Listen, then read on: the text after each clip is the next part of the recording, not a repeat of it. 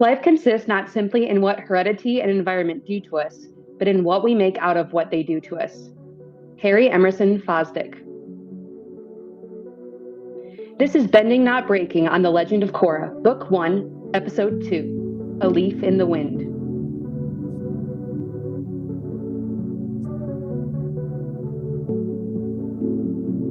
This is your host, Ben Pruitt, one of, I should say, and welcome back to Bending Not Breaking. Last time we talked about what it means to return after a long hiatus from the pod, about how even our creative projects like this podcast have to bend with the wind, as it were, and instead of breaking under that wind.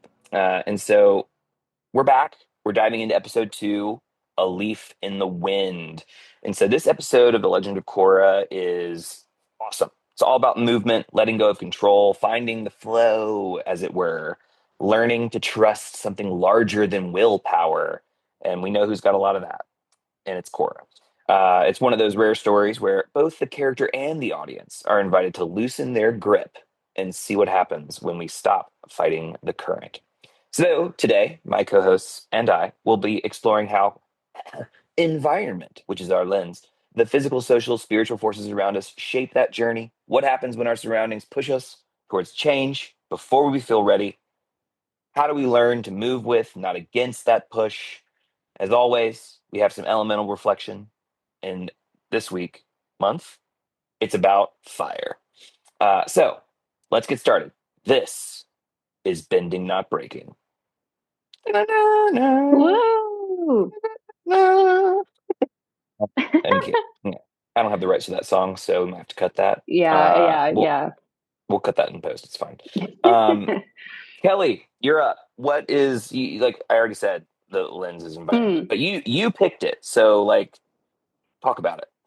Yeah, the lens of environment. I guess I picked it because what struck me kind of, I guess I was reading like through the episode wiki page, and just there's to me like this like strong sense of how Cora learns differently in different environments and how she's able to synthesize her airbending teachings, but not in that zone, but changing where she is what kind of brings it to the forefront. So she can do it. So she can do what Tenzin has been asking her to do. So I guess environment stuck out to me because as a teacher, I'm always thinking about the learning environment or what's like an environment conducive to growth, that's conducive to change. Yeah, so I put I'm I put down a curious. definition. Oh, go ahead. Sorry. Well, I want you to expand on that a little bit, and maybe Maggie too, since Maggie's also a teacher. But like, what is a learning environment? Like, what are you thinking about when you say a learning environment? Are you thinking about the physical space? Are you thinking about more than that? Like, what does it mean? What is a learning environment? I mean, it is a physical space, but it's also, I guess, I meant like a social space. So I guess when I'm thinking about it, I'm thinking about obviously my space needs to be conducive to whatever activities, whatever experiences I'm going to put forth for learning, but as well as a sense of community and culture that fosters respect and like a chance to take risks and not Mm, be afraid of taking risks, a chance to also get outside of your normal learning environment because people come to my classroom and it's not really like their usual like day-to-day space. They're kind of visiting. So finding ways to challenge but appropriately challenge. So bring out, everyone's desire to learn something new without being too scared of being like, oh my gosh, I'm gonna look stupid. I'm not gonna be able to do it. Also, mm, an environment where mistakes are normal and appropriate. I love it. Uh, I'm curious, Maggie, if you have more there as a teacher. Yeah, so I think the difference is so both Kelly and I are teachers, but we teach different in different capacities, right? Even though we're both teaching music, I'm teaching primarily on a one-on-one basis. So in the learning environment, it's usually myself and then the student that's taking the lesson, unless like a parent or a family member is sitting in the room as well. And the medium of the space can vary, right? So sometimes it's a virtual lesson and sometimes it's in person. So I usually think less of the physical space and more of the feeling that I want to cultivate in that learning space, whether it's, virtual or in person, that they have that space of feeling welcome and seen, and that usually we're doing like 30-minute chunks so that they feel that, I ask them about when we start the lesson of like, tell me about your week, so I can kind of mentally check in and see where they're at, because I find if I don't ask a question about how their week is, it's harder for me to gauge where they're at emotionally and mentally. And then once I kind of have that pinpoint of this is what they're feeling, it helps me kind of cultivate the lesson and meet them where they're at that particular day. Because it can vary, even if we see them, I see the same student once a week, but one week to the next can be a totally different lesson depending on what they've experienced or the mood that they're in. So I think more of the learning environment is, I guess, the more emotional slash mental side of things. But in the same way that Kelly was saying, that yes, it's okay to make mistakes. And I always tell my students, we're never working towards perfection. We're working towards progress, and we're working towards learning a new skill. And I think it has to be flexible too, like, because you can have a plan and then somebody comes in and they are not ready to do what I planned out. So there's always a secondary thought process of, okay, we're going to do this, and then I see them and I go, oh, never mind, they are not ready to Yeah. learn a brand new system today because they're mentally really struggling. Yeah, I mean, it sounds like it's the responsibility of whomever is in charge of teaching in like in a learning environment, to be wildly attuned to the inner environment of the one you are attempting to teach, or the group that you're attempting to teach. So it seems like there's a very intense need to be able to read the room, to be able to uh, pick up on those cues that are implicit sometimes. And I guess they are sometimes explicit. Sometimes it's like, but like a lot of these times that you're describing seems like a very subtle art more than it is uh, not subtle. um, so yeah, Kelly, tell us about the definition here. Okay, so yeah, and definition of environment, because we're kind of talking about, I guess, like a physical space, but it says the circumstances, objects, or conditions by which one is surrounded, the factors and influences that affect the growth, health, progress, functioning, etc., of someone or something. So yeah, Mm. that's everything. It's all around us. It's like inside. It's just everywhere. Yeah, I mean, there's a lot of different directions we could go. I'm curious, we haven't heard from Rahul yet, so I'm curious about kind of when you heard the lens was environment, what were you kind of first thinking about, and what were some things that came up for you when thinking about environment generally, um, teaching or otherwise? Yeah, yeah. I'm not a teacher, but I definitely thought it was interesting because I think throughout the whole of Korra's story, environment is one of the core things because we see in contrast to Aang's story, Korra has four villains to deal with, and one of the major themes that ties those four seasons together is the fact that the world is in a really rapid state of change. Like the world is constantly shifting around her. And frankly, like one of the big questions she's dealing with is, does the world even still need an avatar because we're in Mm, an era where the nations are more cohesive than they've ever been, but then you also have these kind of like X Factor outside players like Amon, like Zahir, like Unalak that seek to, you know, disrupt whatever balance there is in a way that feels different than what we saw from Ozai.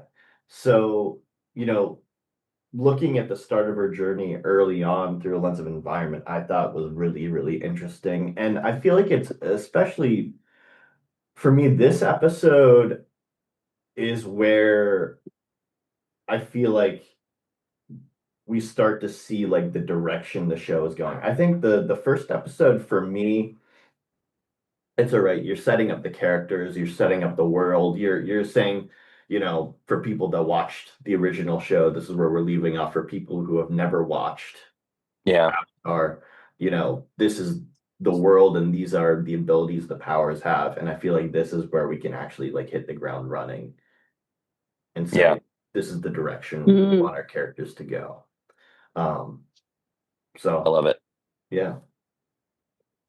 Yeah, a lot of the things I was thinking about, and I did a lot of work in my graduate studies around just some versions of different critical theories, right? And I always gravitate towards like, well, what does various critical theories say about whatever the lens is in this case? And um, I was reading a journal article that was talking about how nature, in other words, the environment, right, in our relationship with the actual Earth, um, and the environment around us is a site of exploitation often, especially in our current culture, where right relationships between especially humans and nature are often one-sided, where humans are using nature as a tool rather than as cultivating a relationship with it. And it's one where you take from and don't give back often. And so, what this is kind of positioning us in is the lesson in this episode is kind of saying, no, no, we need to be in relationship with this thing rather than. And so it's interesting that this, if you zoom out, is kind of in line with this critical theory and talking about how uh the ultimate goal of most of these theories is to create movement that is liberatory for both people and planet, which in their argument requires relationship. Um, and so this often pulls from like people like Robin Wall Kimmerer, who wrote oh god, what's their book called? Uh, Brady Sweetgrass. That's the one, and several other ones. And ideas of reciprocity, honorable harvest, et cetera, et cetera. So there's a lot of that kind of background that when I watched this episode was in the back of my mind. So I'm excited to see how that kind of shapes the conversation and see what comes up. Um, any other thoughts before we listen to Kelly potentially potentially recap the episode in a way that feels good? Uh, I think we're ready. Hearing none, I'm going to set a timer. Are you ready? Yes. On your mark, get set, go. Korra and Tenzin overhear coverage of a pro bending match, and Korra seems interested while Tenzin immediately shuts down any notion of involvement in that scene. Back at Air Temple Island, they begin Korra's airbending training, which she sucks at, and Janora demonstrates moving through the spinning wooden doors like a leaf in the wind, but Korra gets KO'd when she tries. At night, That's Korra 15 catches some White seconds. Lotus dudes listening to the Fire Fairies match on the radio when she's caught by Tenzin. The next day, she sucks at meditation, and she stomps off to the pro bending arena where she beats Bolin and Mako, and she watches the Fire Fairies, and Five, she's the Avatar. 4. Oh my gosh! Wow! She joins the Fire Fairies, and she apologizes to Tenzin for being a brat. Ding, ding, ding. That's so hard. So much happens. Yeah, there's a lot going on, but that was a valid attempt. I thought that was a reasonable try. Um, we do our best. Um, okay. We're here. We're awesome. We're ready to go. What is a moment from this episode that we want to lean into around the lens of environment? Anyone?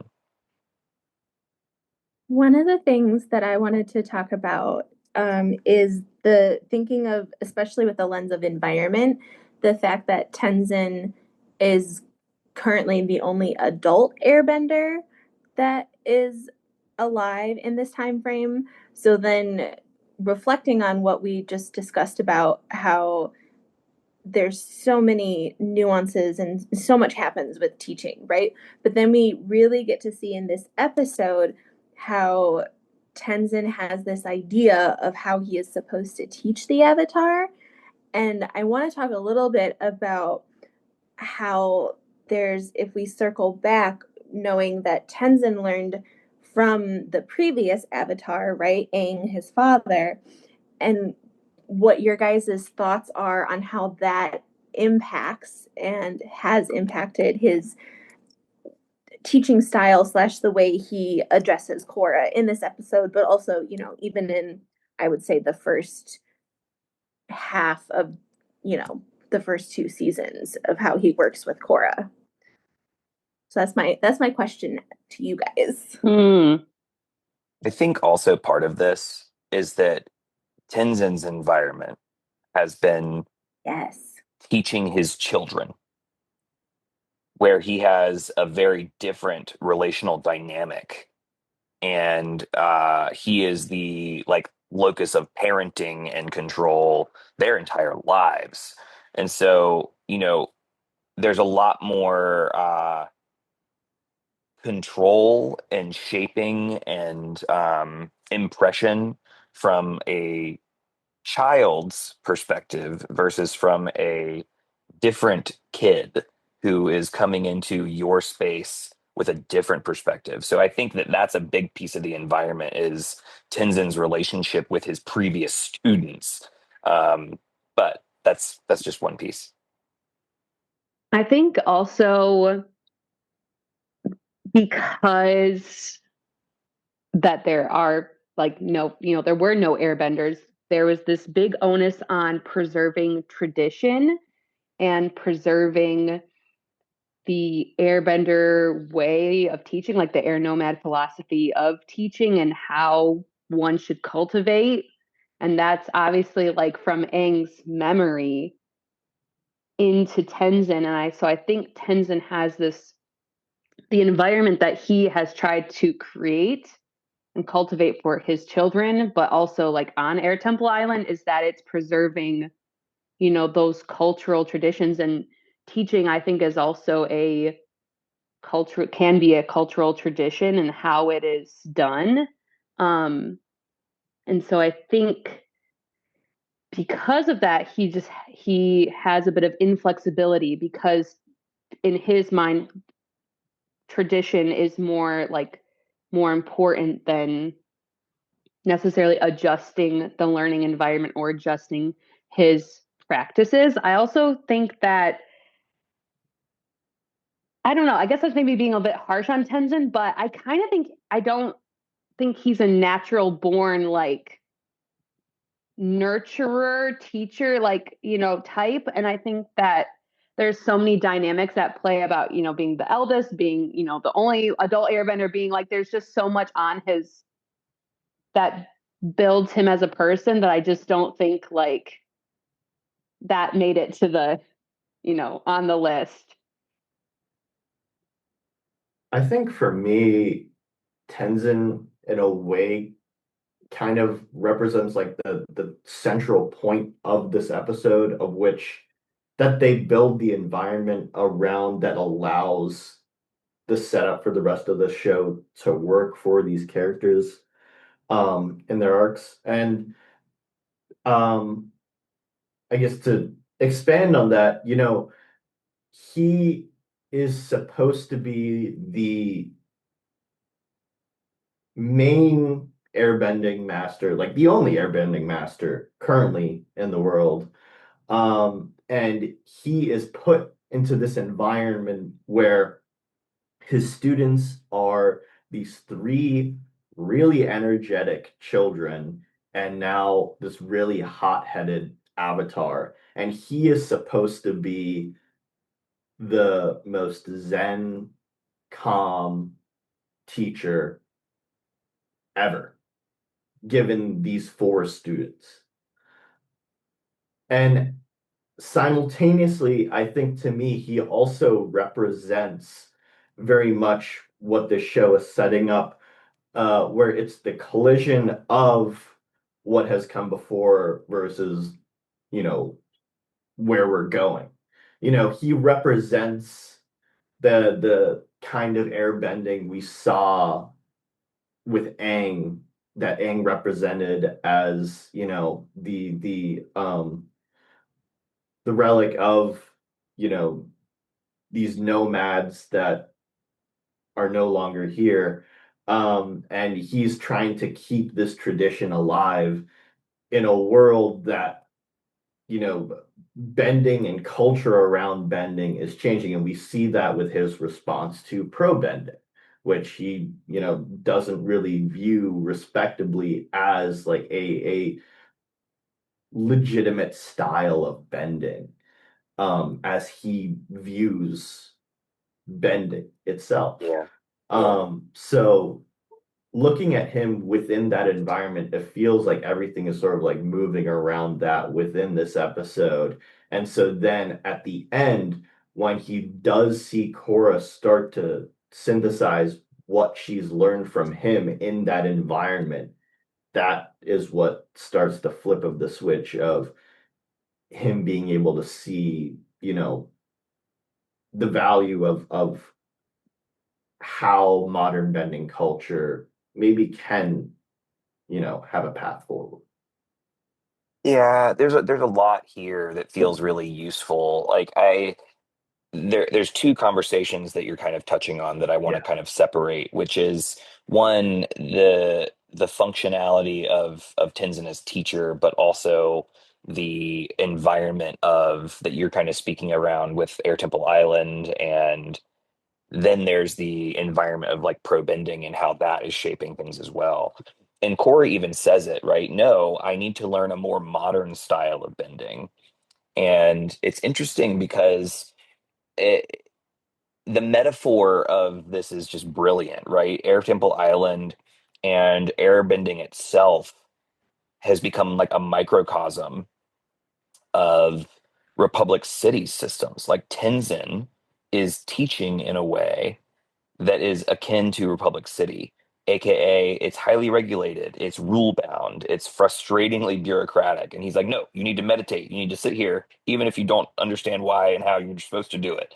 And there's just this resistance that we get from Korra, where you're supposed to just like accept, let yourself be molded and shaped. And Korra is the opposite of that. Korra is like, I'm going to shape the world. And that is not something that aligns with her teachings, like her learning style, nor his teaching style. And so, of course, they're butting heads. Um, but I think that there's also a piece where Air Temple Island is an ideal learning environment. It's like a little terrarium. It's quiet, it's isolated, it's curated. It's like going to the library on a college campus. And what an ideal place for reflection. But it's that same thing. This is the same environment that Cora was in down in the South, where she was disconnected from reality, away from the hustle and bustle. And I guess my question, especially aligned with Tenzin, who, especially when we get to Zahir's season, when we see what enlightenment looks like from an airbending perspective of letting go of your earthly tether, this question of like enlightenment and like true being a true connected to the spirits that Tenzin is like, we learn not as good at later on. So can that thrive in a system that it is hoping to change? AKA, can you teach and learn and grow in an environment separate from the environment that you're looking to change? And I think we see the answer is no, but I'm I'm curious around that for y'all's thoughts.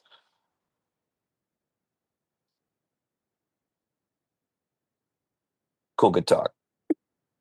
I think that it goes back to the idea that we talked about earlier, how if you're trying to cultivate a learning environment and you're trying to make things happen, but you also have to be willing to meet the student where they're at, right? And that's what Tenzin is not willing to do at the beginning of this episode, but we get to see at the end of the episode where he realizes that in that high pressure, high stakes situation, then that's when Cora's understanding of the movement that he's been giving her, right? That's when her brain and her body go, oh, everything aligns. And even though she's not airbending, but the way that her body moves, like I would say that's one of those first integral foundational pieces where she's starting to be able to apply in her own way without just, being pushed against the boards through being the leaf, right? She's able to apply it, and then Tenzin goes, "Oh, this is what she needs." Right? But it's hard because he wants it to be the very traditional way. And I kind of wish that we would understand why he is so opposed to the pro bending matches, right? Because we don't really get that. We just know that he doesn't love it. And he's like, no, that's like a waste of time. But then he watches it and he gets all excited about it. So I feel like there's some lore in there that we're missing, some backstory, but maybe that's just me being too generous. I mean, I wonder how much of it could be because he is so aware of what his role is as the sole airbending master in the world. It almost feels like he knows he's not supposed to respect or like pro bending. And so when he actually sees it, he is immediately at some level into it. Like he is immediately invested. But there is still this internal I shouldn't, because it is in contrast to what I am supposed to respect as traditional, you know, practices of bending, even if it isn't air. One of the things this makes me think of is like a there are like when it comes to certain frameworks, there are like this is the right way, this is the wrong way, this is the high view of this, this is the low view of this. And I'm reminded of this because, the high view of bending tradition. Oh, one can only learn from a master who is your one master where you do everything on this like versus like no, you can learn bending wherever in the backyard and the da, da, da, da. That's a very low view of bending versus a high view of bending must be done in a controlled environment, a rigorous tradition, etc. And I might be butchering that as a concept, but like I think that there's a certain level of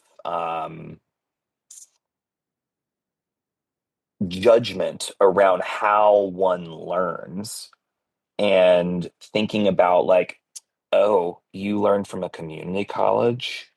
That's not as good as learning from the Ivy Leagues.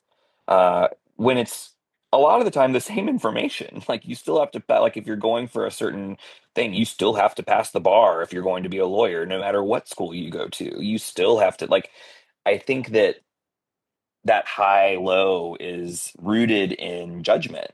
And that judgment often comes from the environment that we are surrounded in the culture of that cultural environment, right?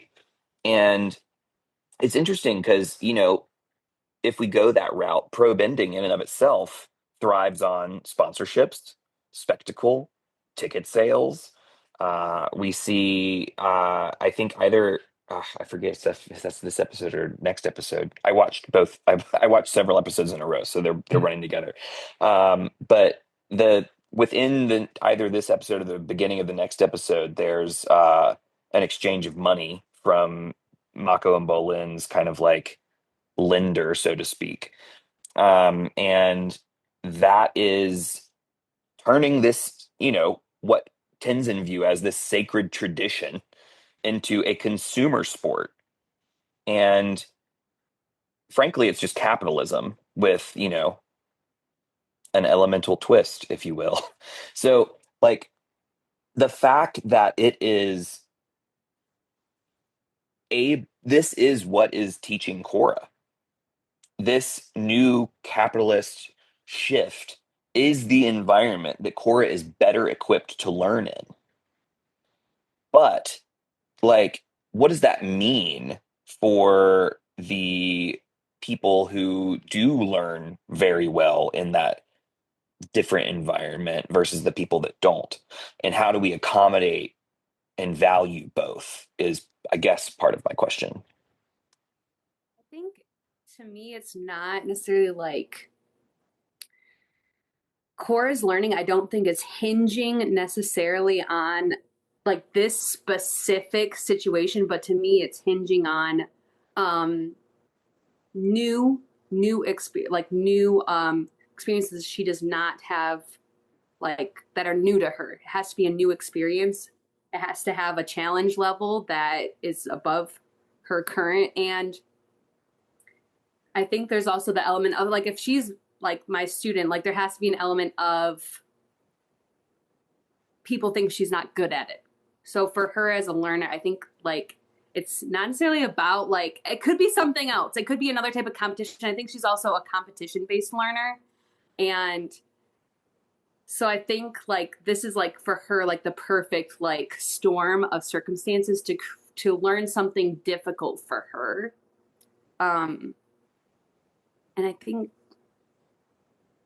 it doesn't necessarily say anything bad about her that it's like in this case like a capitalist like kind of shady like low key like should we be commodifying like bending as a sport. I think that you can take the elements though that drive her in this moment and you could put those into maybe a more like ethical situation. I guess like that's kind of like what teaching is. Like my students love like games, they love competitions, they love bragging, they love doing things that normally I'd be like, this is all like kind of like low-key not good, like we should not be like, this is not what should be propelling our society. So we have to find ways to use elements Let me that compete. drive learning. Yeah, that drive learning, but in a, you know, when it's kids, you have to distill it differently. When it's adults or teens, like that's it's harder. But anyways, that's what I think. I love it. Um, okay, so I we've been talking a lot about teaching, right? But I also want to kind of go into like other perspectives on this and thinking about specifically things like the thing that comes to my mind is the, you know, emotional uh environments, if you will. And so, how are we leaning into those kind of experiences?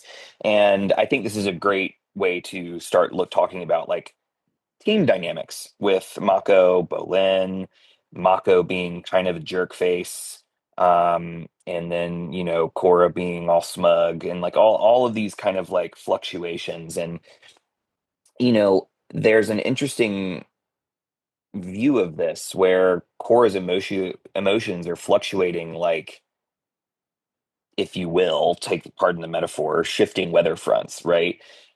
Where she's experiencing excitement and then immediately experiencing shame and then defiance and then joy. And there's just a lot of ups and downs really quickly. And this climate is again like reflecting, it is more reflective of the Republic City scape than it is of Air Temple Island. Like her personality is just more reflective of this hustle and bustle than it is with the Southern Water Tribe where she's being protected by the White Lotus than Air Temple Island. And so I guess how does like our emotional climate shape our reactions to the environments that we are coming in proximity to?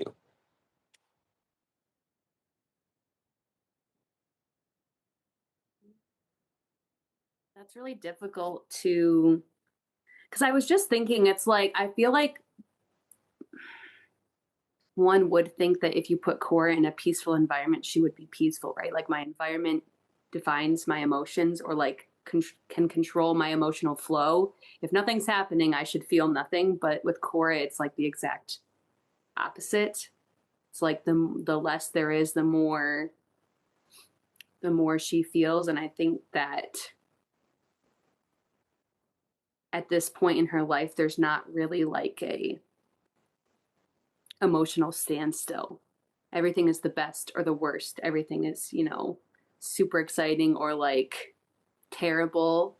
And I guess, I don't know, I guess I'm wondering about like what you guys think about. Is that just her personality? Is that like a function of her being a teenager? Is that like because of how, like what kind of has shaped her emotional like weather system to be kind of in this way?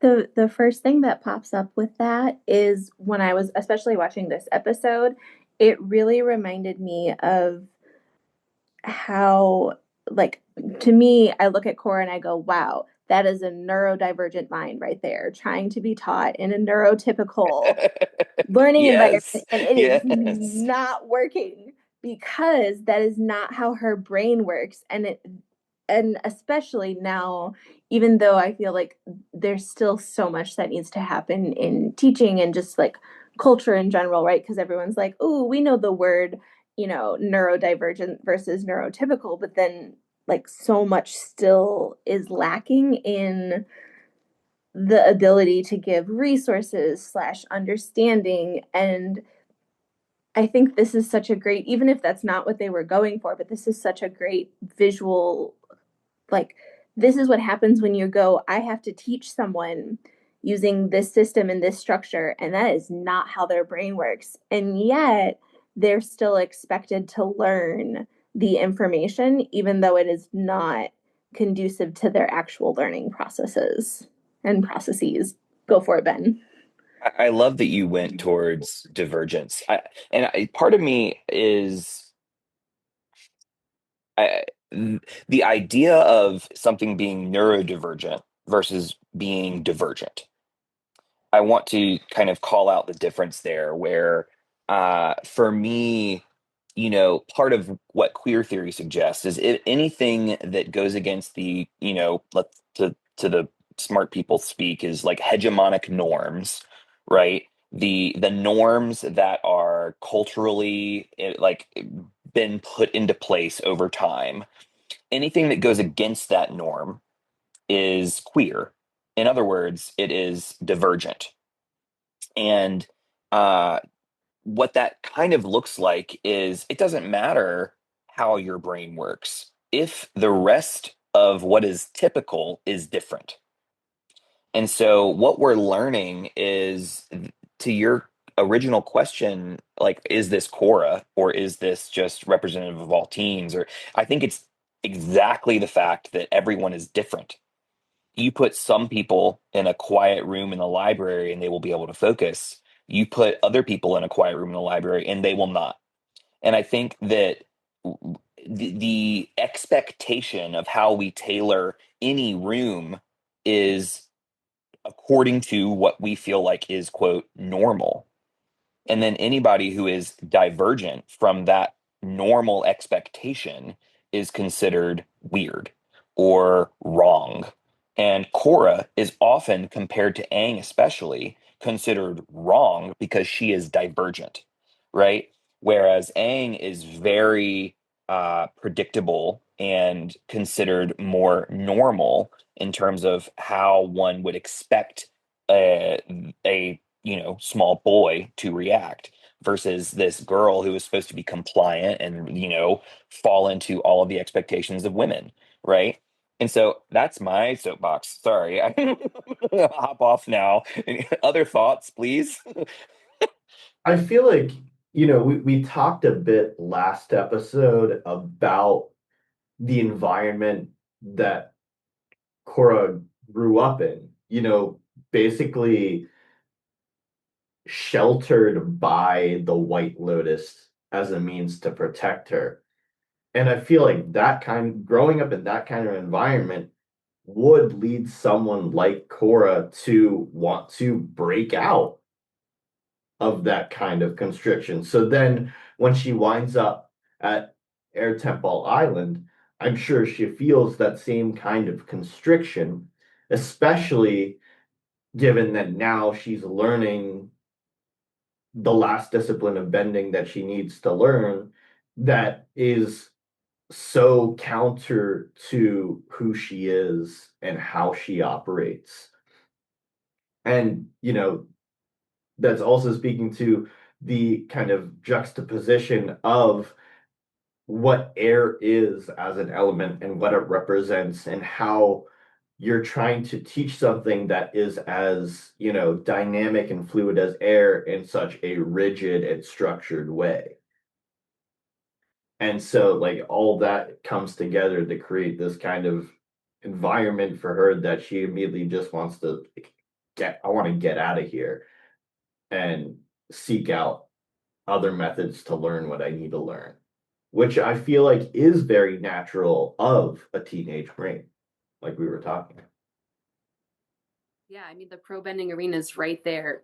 I mean, so it's almost like now that she's here, it's like it's so close she can taste it. Like it's not like, not like before where it was like there's nothing around, there's nowhere to go. Now it's like it's right there. She can get to it.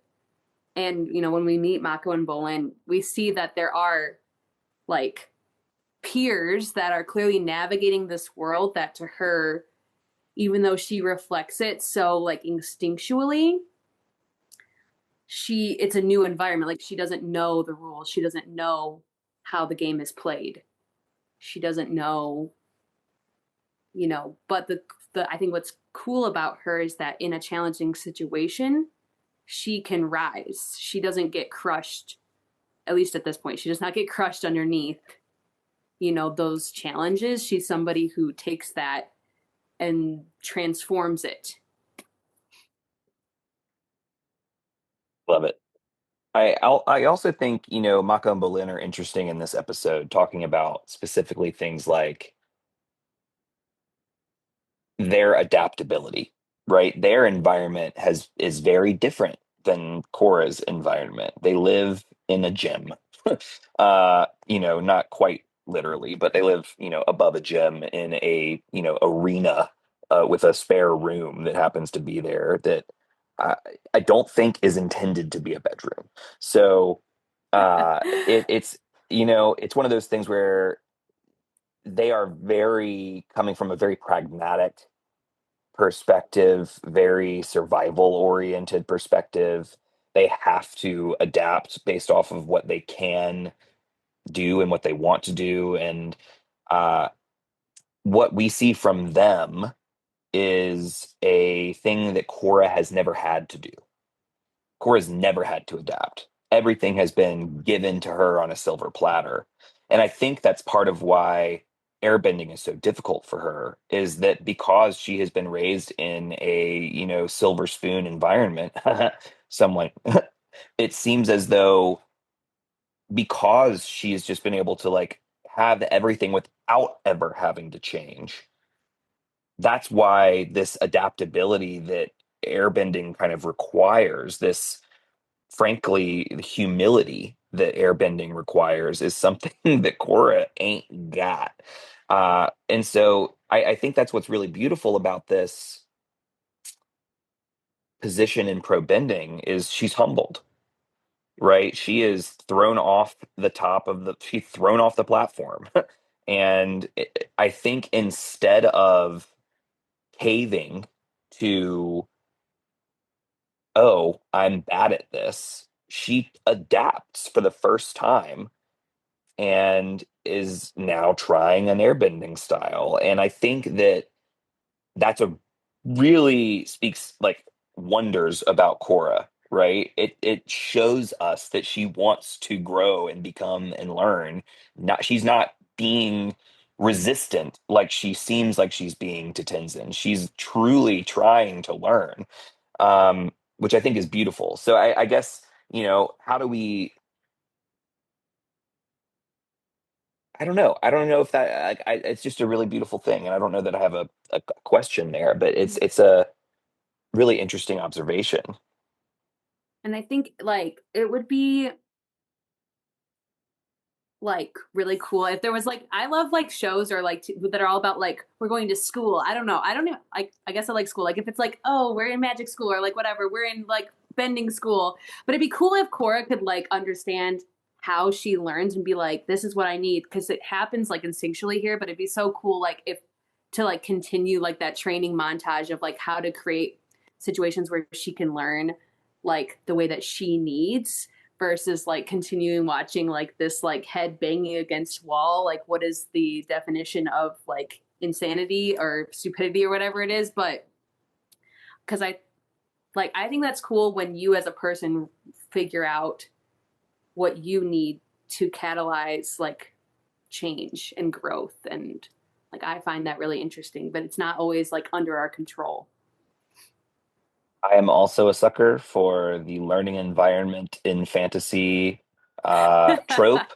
I am a big fan of Basgiath. I am a fan of Aragon with the elves. I am a fan, like you name it. I am a fan of all of the places where let's go to Yes. school. Um, Yes. and I think part of it is watching people learn and change and grow is a really beautiful thing, and it's a really fun thing to say like, ooh, that could be me, right? I can grow and change. I have capacity to become something different. um, but they have to go to a different environment often, right? And Korra is we're seeing it, we're just not seeing the structure behind it. And every time we do see the structure, the purpose of our seeing it is to show how it doesn't work, right?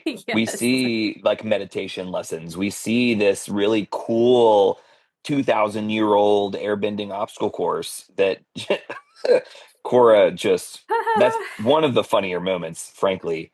Um, it's just really interesting to kind of see how all of the methods that are supposed to work don't. And so we have to see her learn in different ways. Mm-hmm. Um, Other moments that we want to make sure we touch on from you all. I think I have probably one more that I feel interested in chit-chatting about, but seeing if anybody else has a pitch. I say you go for it, Ben. Cool, cool, cool, cool, cool, cool. Um, One of the things that I find interesting is how the the leaf in the wind is this is just a brilliantly written episode in my like I just think the whole thing is just so well written. Um, like this metaphor of a leaf in the wind really captures the whole intention of not just the lesson for Korra to learn, but how everyone has to learn this lesson, even if you feel like you haven't. Tenzin learns this lesson, right? He's been trying to shape it a certain way, and he has to learn to adapt in the same way that Korra is learning this lesson. And even though he's got it from an airbending perspective, he's still learning it from a teaching perspective. Korra is still learning it from an airbending perspective. I think all of these people are experiencing this. How do I release my desire and need for control? And how do I cultivate a relationship with the environment around me that allows me to tune in and respond just in the way a teacher needs to tune in and respond that we talked about at the very beginning. And I find that to be a really beautiful thing that it just again points to how well these shows are so well written. Um, so I guess that's my zoomed out like thought for this episode. Yeah, and I feel like the word balance is coming up a lot in my mind, and about like locus of control, like what we can control in ourselves versus and what we can control in our environment versus what is not controllable, and how we respond to that. And also the understanding that there's a push and pull between everything, between resilience in a difficult situation versus removing myself from a difficult situation, respecting tradition versus finding innovative ways to engage with materials. So I don't know, just feel like a lot of these things have to do with balance and not necessarily swinging hard in one direction or the other. It's so interesting that you said push and pull. What an incredible segue into our next segment. Sorry for anybody else who wanted to talk because that was too good to pass up. Uh, Kelly, it's almost as if you know that we would be talking about this segment next. Um, Almost. but we're here. We're going into our next segment. Um, and I invite you to all consider, listeners and hosts alike, what's the push and pull here? What's the things about this episode that really uh, pushed us away, that were like icky? What were the things that pulled us in? What are the music, the writing? This is a chance to kind of step away from the generous read, if you will. Um, yeah, let's hear it all. Um, I'll say that. So I said the first episode of Korra I think is fine. Um, I think it's, a good like pilot episode for the show. And I think for a lot of like the setup of this episode, I'm starting to get invested, but I think really for me for this show, the moment where I'm like, stop scrolling on the phone, put the phone down, lean forward is the moment towards the end when Cora's in the pro bending and she starts using the air bending moves. And I'm like, okay, I'm back in. I need to watch the rest of the show. Yeah, Um, that's a dope moment. yeah, it's incredible. I love it.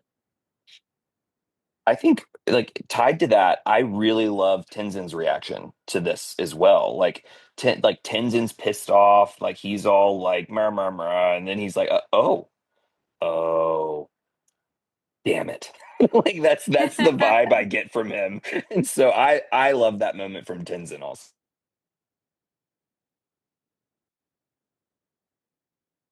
It's kind of hard to pick like one pull. It's also hard for me to pick one push, if I'm being honest, but I really like Janora. I mean, who doesn't love Janora? But one, you're never too old to learn something from someone younger.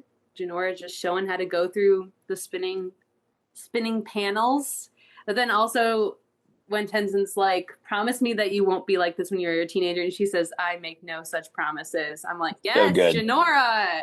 Because she is Yes, kind of like, she's queen. like a good student, but she's not compromising on her personhood, Yeah, to be excellent. I love that. Yeah, that's great. I think one of my favorite pulls with this episode is watching all of the White Lotus guards be so tuned in on the radio, right? And so excited to listen to it. But again, there's missing information because they're trying to do it kind of secretively, right? Like they've plugged in the radio, but they're not in the middle of like the compound, right? They're on the outskirts trying to like they're all huddled together, like, ooh, let's listen to this, but like don't let Tenzin know. And then Tenzin comes in and unplugs at the best scene and like watching all of their faces go, no. So like it's both a push and a pull because like the push away is like Tenzin being like, no, we're not allowed to have this, even though it's not actually causing anything for his, the guards to have some fun and enjoyment, and he goes no and unplugs it. But then also watching them have that community moment where they're like huddled around a radio going, oh, this is so exciting. Yeah, I mean, it reminds me of like the term guilty pleasure. I think it's a guilty pleasure because people make us feel guilty for enjoying it. And it's one of those things where it's like, I shouldn't feel guilty for watching, Survivor. I think Survivor's awesome. I love it. I also don't think I should feel guilty for being an adult who likes watching cartoons, right? And then, oh my God, you watch cartoons? Oh, yeah, it's my guilty pleasure. No, it's not my guilty pleasure. It's my pleasure, and you're a jerk for judging me for it. And so it just requires like there's this sense of guilt that is perceived here, and I agree with you, Maggie, that it's like how cool is it to have a community of people that are all excited about this one thing and you get to talk about it? And frankly, I love how things in the real world, like watching a reality TV show, can build community for the people that are watching it. And I think that's a really cool thing. Yes, I can also think that it's trashy television if it's, watching The Bachelor or Bachelorette or blah, blah, blah. But I can also find a lot of community in that. And I think there's beauty in both. And I think when we think about it in extremes like Tenzin is, that's when it's problematic. Um, so I guess it's tricky, but I value this moment as well as a both a push and a pull. Other pushes. It's cool when people engage positively with these communities. It's not cool if you're just gonna go be a. So you're saying that's a push. No, Interesting. sorry. No, that's just just what you were saying. My Yeah. push. Okay, this is my push. One, I really hate the music when Korra first goes through the boards and it's like this jazz like thing. It's going to be a recurring theme of me hating the 1920s like jazz aspects of this series. Like, sorry for everybody in advance, but I really don't like it. Because I don't like the juxtaposition. I get that it's meant to be like not matching. I just hate it. And then also, I really hate when she burns down the boards. Ooh. I really hate when she does that. I do hate that. That is not a great reaction. I think it is a reaction that potentially could have been expected given her tendencies, but I also think that it is the wrong reaction. You can be angry and not destroy your property. Um, but Correct. yeah. Or Um, like, yeah, be angry, but yeah, don't destroy things that like mean something to other people. Destroy your own stuff. Throw your own headphones against the wall. fair, fair. Yeah, I feel like the only push I really have that is something that, we see develop over the course of the season, over the course of the show, even the course of this episode is, at the beginning, I feel like Korra and Tenzin really don't have a lot of grace for each other. Um, Yeah. they can be really mean to each other. Um, and yeah, that develops Tenzin has obviously, a. but Oops. no, good. Sorry, I was gonna say yeah. Tenzin has a little bit of a temper too. He's not. He tries to seem chill. He has zero chill. Oh, he's a hothead. Yeah, he is. And it's great Uh, because it pulls from like watching Katara blow up in Atla, right? And then watching everyone's like, he's trying to be his dad, right? But he's actually just his mom.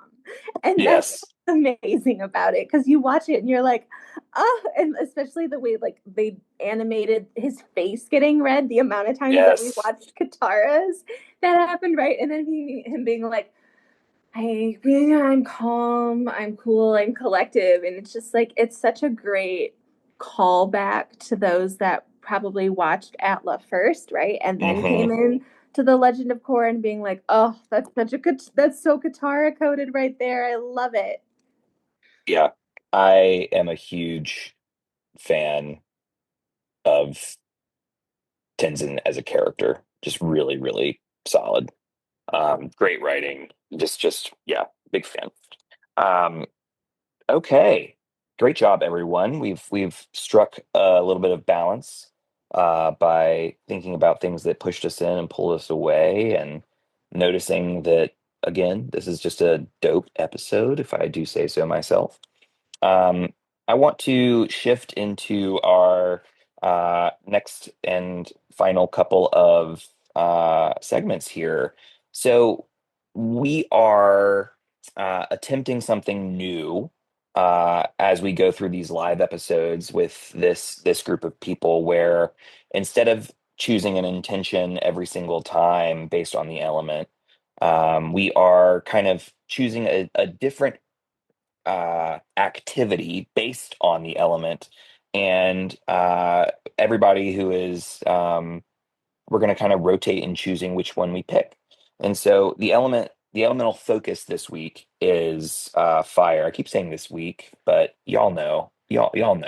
Just bear It's with me fine. here. The this moment that you're listening is going to be fire. And so Kelly had the pleasure of choosing this activity that we're going to be doing next. And so Kelly, will you kind of take point and tell us all about it? Yes, I chose quote unquote candlelight connection, where each of us will offer a word of light for our listeners, short phrase of encouragement or warmth inspired by the episode's theme. And I think it could also be for each other, right? It might be not just be for the listeners, but It's for me. let- Who am I kidding? It's for me. yeah, yeah. Please inspire me. Um, so yeah, giving everybody a chance to think on this, and I invite our listeners to do the same, right? If this is a moment where, if anything, this is a call to action to connect, right? What is something that you can say to someone in your life that would be a little bright spot for them, a little flicker of candlelight, if you will, on their day that gives them something, a little bit of warmth. Um, and I invite all of us to think about what we might say to do the same for each other and for anyone who's listening.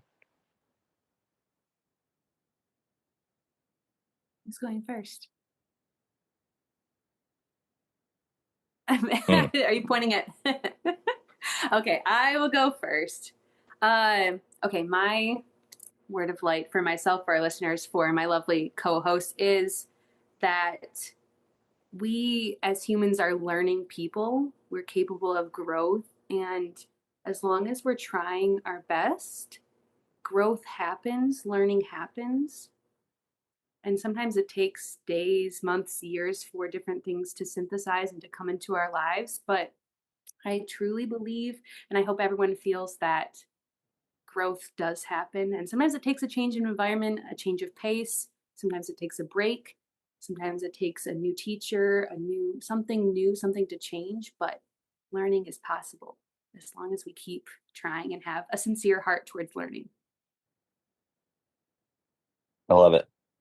Yeah, I was struck by uh, Maggie leading us to the conversation around where neurodivergence, but also divergence, and thinking about even queerness, like all of these things that are different from the norm, if you will.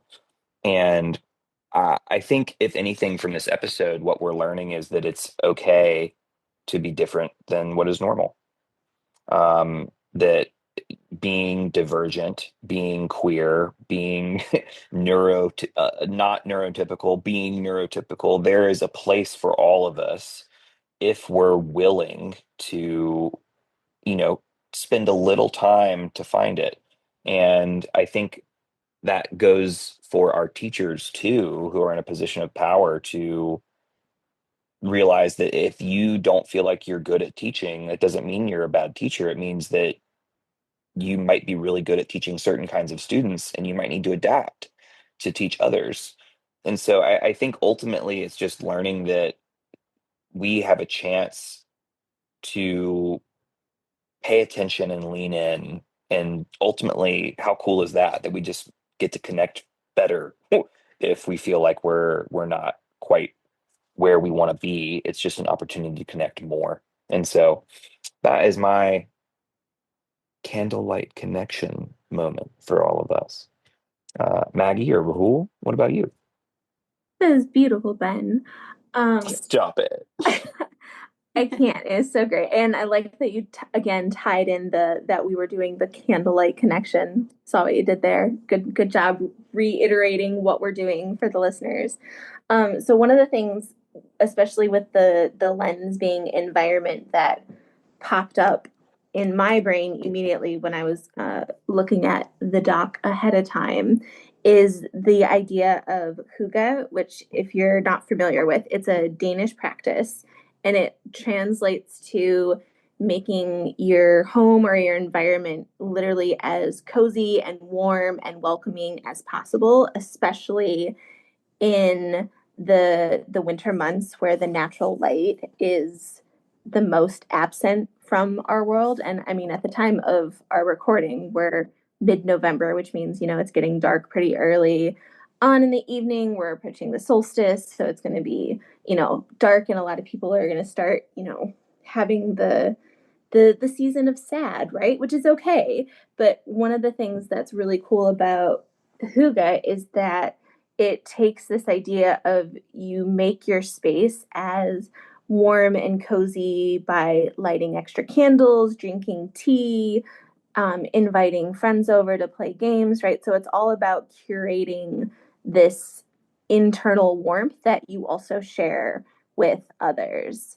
And I feel like that is just something that, the world needs, but also like that's what we're kind of doing today, even though we're all apart on our own screens. But we came together and we got to do this really cool, special event. And then just kind of, thinking throughout, the next month or so, or even if you don't think about it, that's fine too. But like, how do you make your environment just a little bit more cozy and welcoming and whatever you need it to be?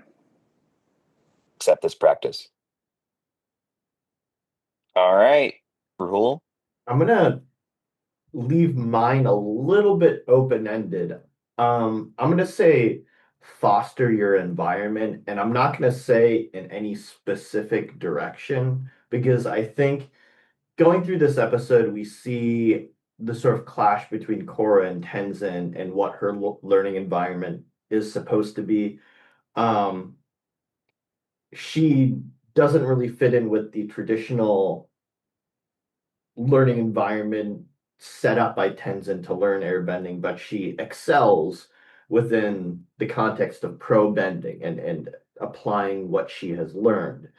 And I also listened to the commentary track for this episode, and a couple of really cool things that stood out to me on an outside level for the show is one, you have the creators of the show and a couple of the voice actors on the commentary, and it's very clear the kind of environment that is created by the creators working on the show, because you have this multi-layered creation or creative process for a show like this where you have voice actors come in, but you also have animators working, and you have Foley artists that are creating the sound effects. You have editing at the end, uh, obviously writers, and it's this whole like multi-dimensional process where these people are working relatively independently, but then when you see these, parts of the creative process intersect, it the end product is incredible. And you hear the voice actors talk about it, when they go to the premiere or something, they say like, I can't believe I get to work on a show like this. Because, they don't get to see what the end result is until it's all put together. They're, Cool. at first they're just a disembodied voice. Yeah. And, additionally, uh, to give some context behind pro bending, I believe it was Brian Konietzko who he lived in Korea during the creative process of the early pilot of Avatar: The Last Airbender. And during that time, he was working like pretty long hours, and he would basically go home and spend a lot of his time at home just watching pro fighting, a lot of different kinds of pro fighting. And he ended up utilizing all of that knowledge base that he developed just watching TV to develop pro bending within the universe that he created. And I feel Dope. like it's always so cool to me when people are able to utilize sort of like divergent sources of information, or like a place where they like a base they develop knowledge to add on to what they've already created or inform whatever direction they take their creative process. Another example I think of is Suzanne Collins writing The Hunger Games in part based on watching reality TV in contrast with news reports from the war in Iraq.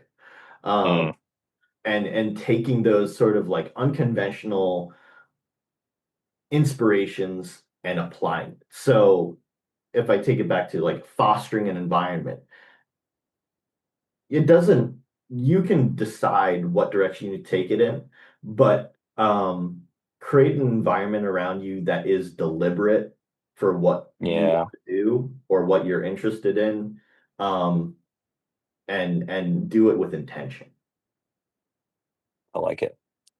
I Yeah, love when you bring up the commentary, Rahul, because I don't watch it, and I don't know if Maggie watches. So feel free to keep up with that because I like hearing about what you take away from that. dope. We got to have some nerd giving us information. Um, all Thought right, that was we're you, Ben. yeah, no, that was definitely a self-deprecating comment. So that brings us to our final segment, our last beacon of environment for the episode. Um, so as always, this has been our practice from the beginning. Want to talk about gratitude. Who is a character from the episode that you are thankful for and why? All Before right, go someone, for it. before someone takes them, I'm going to say Iki and Janora, uh, because I think there's a really sweet moment where Korra says, the problem is you're a terrible teacher to Tenzin. Then Milo echoes that. He says, you're a terrible teacher. And all Jinora and Ikki do is they just hug their dad. They don't say anything, they just hug him. And I think that's a amazing moment. It's beautiful, but you can't take two. That's cheating. Yeah, What do you that should mean? be cheating. That's Also, cheating. I love when Milo echoes Korra because that's just so like toddler, like that's just so little kid. They just say like, and he's having like he's smiling so much when he says that. I actually love that part. Okay, I'm stealing Bolin because I just know that somebody's gonna take it. So grateful for Bolin because he's not a gatekeeper. Well, he has maybe questionable reasons for like vouching for Korra, but he's not a gatekeeper. She's like, hey, can you show me some stuff? He's like, yeah, I can. And Mako's like, basically, he's like, none, cut it out. But Bolin's like, yeah, I'll show you some stuff. And then, he's like, yeah, change up your form like this. I don't know. He's just chill. That's good. Don't be a gatekeeper. Invite people in. I love it. Maggie? I was going to say I'm grateful for Emma and the scene that we get with her and Tenzin like at the dinner table where she's like, we're missing somebody. Where's Korra? And she looks right at Tenzin and he gets like all flustered, like, whatever. And she's like, just give her space, right? So she's able to come in with that very calm, reassuring, like it's gonna be fine. Let her be. And I feel like we get to see so much of Pema kind of really being the balance to Tenzin throughout this whole season. So and she needs, honestly, like I wish she had more lines and speaking roles, but anytime she says things, I'm like, yes, Pema, say more words. More words. More words, please. Yeah, that's funny. I was waffling between Janora and Tenzin, and since Rahul had the nerve to take two people, I will go back to choosing one. And uh, I would We're all have laughing on picked. mute right now. I know I would have picked one differently. The reason I would have picked Janora, just to kind of speak on it for my honorable mention, I suppose, is that it is difficult to be the star child. We see this turn up more later, but like it's Janora demonstrate this technique, and she goes through and does it, and there's simultaneously a lot of pressure that requires of people, but also there's a little bit of like what I don't see from her that I know if it were me is smugness. Right? Like I would be so smug. I'd be like, see what I can do that you can't, Avatar. And like she's so not smug, and I just want to give that honorable mention. Tenzin, again, I won't speak on too long just because I said this earlier, so it's a repeat, but the moment that he is able to realize that he made a mistake, and that he's able to realize that like I just go all warm and fuzzy anytime someone who is so rigid like caves and is willing to admit that they were wrong. And I think that that is just an incredible thing for someone, especially at Tenzin's age. Traditionally, that has tended to suggest more stubbornness, um, to demonstrate that kind of humility. So that just warms my heart, fan. Um, okay, y'all, we did it. We did it. We did another episode. We have got another one under our belt as a team taking this on. Thank you for helping put these things back on the interwebs for people to listen to. Who knows how many downloads we're getting nowadays? I haven't checked. But we are getting back up and gearing back up. And if you are enjoying this as a listener, I invite you to check out our Patreon. We are still doing monthly live episodes that, you know, who knows? Maybe you could like join in. Wouldn't that be weird? But you definitely have access to the video for sure, no matter what. So I recommend checking us out, and lots of backlogged episodes. Final thoughts, anyone? The video is so worth it just to watch us all laugh at each other when we're I know. Yes. That's what it's It's just- actually worth, because we're muted and not laughing, but then if you watch the video, you get to see all of the facial reactions. Yes, that's so true. Yeah, you also see me do a lot of ribbing against everybody because I take notes during most live episodes, of at least all of the old ones. So lots of me writing smug Yes. comments. Yeah, you can see Ben's sass on the Google Doc. Yeah. Not distracting at all. At all. As well. Who cares?